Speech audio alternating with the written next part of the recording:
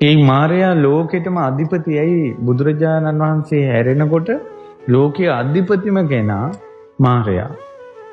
ඒකට උදාහරණයක් දක්වන්න පුළුවන්.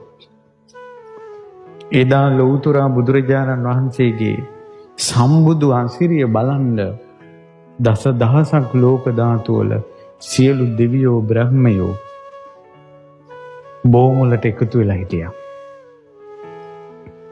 මාරයා පිටුපස්සෙන් ඇවිල්ලා තමන්ගේ ශරීරය දැක්කුවා විතරයි.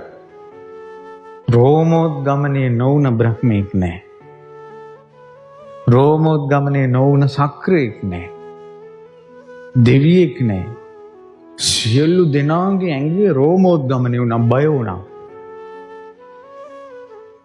යම් කිසි කෙනෙක් රාගයෙන් ඉන්නවද? යම් කිසි කෙනෙක් ද්වේෂයෙන් ඉන්නවද? යම් කිසි කෙනෙක් මෝහයෙන් ඉන්නවද?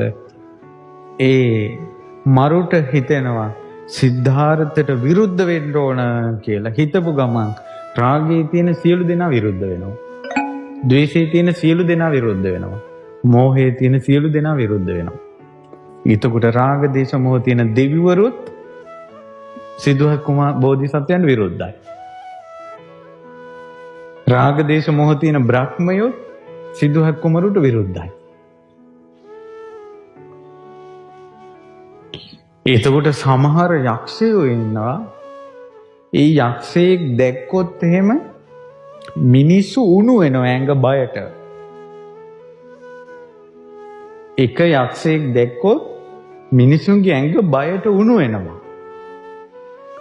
එවැනි යක්ෂයෝ කෝටි ගාණක් වටේ ඉන්නවා.